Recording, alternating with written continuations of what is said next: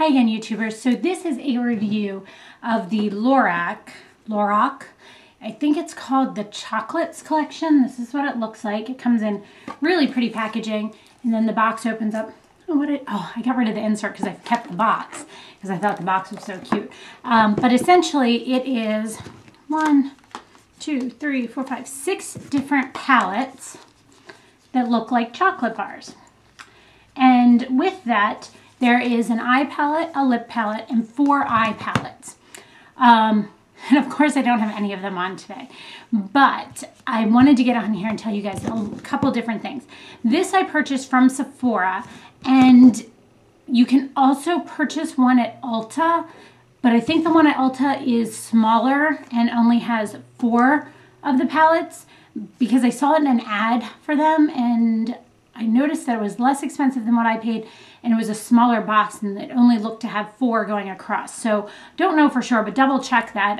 If you weren't wanting to spend for the whole palette, you know, the whole package, could be a possibility to get it at Ulta as well. And it might be a little different. So definitely check that out. I have used almost all of these palettes, and I wanted to talk to you about a couple of different things. The bronze eyeshadow palette is probably my favorite one. It has a really nice, good, this color is deceiving. It is much more pigmented than it looks, and it has much more of a peach undertone than it looks to be. It looks to be very just neutral base. It looks like if you put it on, it would be more of a highlight color, but it isn't. It's definitely a lid color right there. Has a very nice darker shade to use in the crease, and then a really dark color that you can use as a liner, and then a nice just neutral all over color. This one is probably my favorite color of the ones in these palettes. The reason being is this kind of reminds me of, what is it? I think it's Brule by MAC, maybe? No, not Brule. No, crap. I forget the name.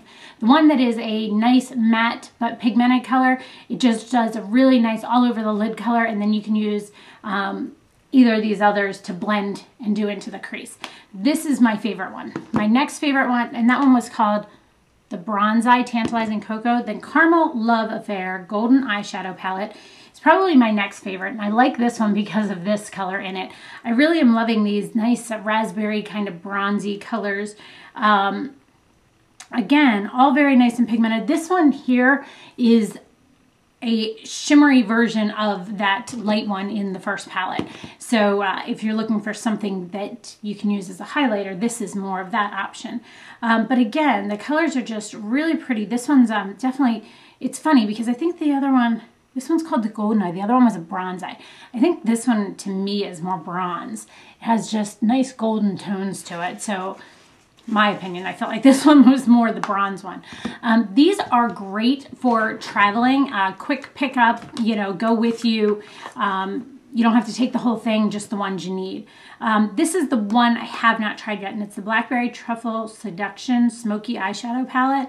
I'm excited to try the gray in this because it reminds me of Scene from MAC, and I really like if you use that really light one from this palette with the gray just in your outer V, and then if you blend it out with this nice bronze color in the caramel one, I definitely think that that gives a really nice look. I just love that look.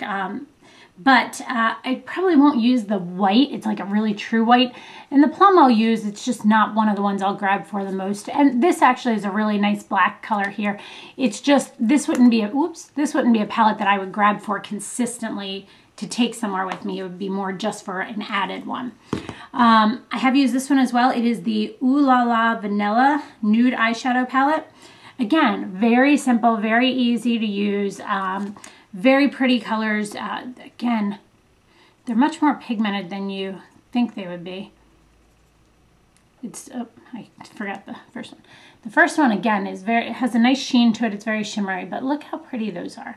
Like, they just have very nice pigmentation. They stay very well. I think they just are a great little concept. Again, though, if you're not into a nude, like bronzy type of eye, this is probably not for you. If you're looking for more colors, this is not the set for you, but if you like the unzipped palette, this is another great thing by Lorac. And I have to give them props. They have been doing a wonderful job lately on their palettes. Like, I am truly in love with their palettes. I have tried a couple times their like trio ones and they were just okay. And I don't like, it's kind of like if your food all meshes together. I don't really like when my shadows mesh together. And I feel like with those, there's no separation. I'm just not a fan of that.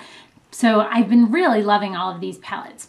Now, the two that people have had the most concerns about in this palette, or in this packaging, I guess, because it's not really a palette, it's packaging, that people have mentioned to me that they had heard not so good things about are the liner and the lip one. Now, first I'm going to talk about the liner one. The liner is the Lorac Mesmerizing Dark Chocolate Cream Eyeliner Palette. And you can tell, the only one I've really used is the brown. I haven't used the black yet just because I tend to use like liner pens. So I haven't used that, but I was playing with these to try it, and I used the brown when I didn't want as harsh of an eye look or as smoky of an eye look. I just want a little bit more natural look. The blue will be fun in the summertime. The plum color does not look so plum here, but it's definitely a nice, really plummy purple. It's more of a purple. It's not plum, it's purple. But the blue will be really fun for summer when you just do a nice nude eye with a pop of like blue on your waterline, which, by the way, I'm not 100% sure if these are waterline safe. I did not use it on my waterline, but I wonder that. But stayed well, had really nice staying power, worked easily with the brush. I used a, what's this called? The Sigma E05, I think. Yeah, E05. That's the brush I used with it. I like the way it applied. It's very smooth, very easy to work with. Has nice pigmentation, stayed well throughout the day, and I thought it was decent. I definitely think that if you don't own eyeliners or you don't have a bunch of cream liners and you don't want to buy a bunch of pots, this would be a great option in there. The only thing that concerns me is how it closes, is it's magnetic, but I'm still sure that the air is getting in there, so I wonder how long the longevity of this will be. The next one is the Indulge in Berry Kisses Cheek and Lip Tint Palette by Lorac. Of course it's by Lorac. I'm doing good. Was not a fan. Used, oh, it doesn't even look, it's hard to tell. These are hard to tell that you used them. Huh, that's weird, because usually you can see the swirls. Used two of these. I used these two, the peachy color and the mauve color, and I don't like them. They're kind of chalky. They're kind of like, well, I guess chalky isn't the right word. They're just, I don't know. They just don't work well. Like, they're just hard to get to work. It's just, it's fine, but it's not like, oh, these are great. It's just kind of like, they're okay. They don't do much. I'll swatch all three of them just so you see, or all four of them. They're just okay. They're not anything amazing. Tried them on my lips. That's where they felt chalky. They felt more drying. That's the word I'm looking for. They didn't feel moisturizing, but they didn't stay long, and it just didn't get on the brush easily. It was difficult to get on a brush. So then I tried it on my finger another time. It was just okay. On the cheeks, I'm not much for a cream product. I tried it once. It just kind of felt like it went on stuck in the one spot. It didn't like blend easily. So that is the downside of this entire palette. But the eyeshadows and the liner are just amazing and truly worth purchasing this. So again, back to, I'm looking at my little post-it with my little, what's this called? The rating system. Product overall, I think this is a good 4 or 5. It's awesome. The only reason I'm taking one away saying it's a 4 is because the lip one is not so, lip and cheek one is not so good. But overall, definitely think that the pigmentation is great. The coloring is great. The packaging is great. Like, what a cute concept. And just, it's so easy to grab one and go, whichever one you want.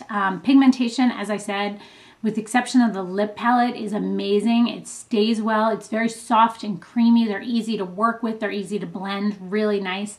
So that's a good 4 or 5. Texture, good 4 or 5. Everything has a nice texture, very smooth, very easy to blend, as I said, and easy to work with.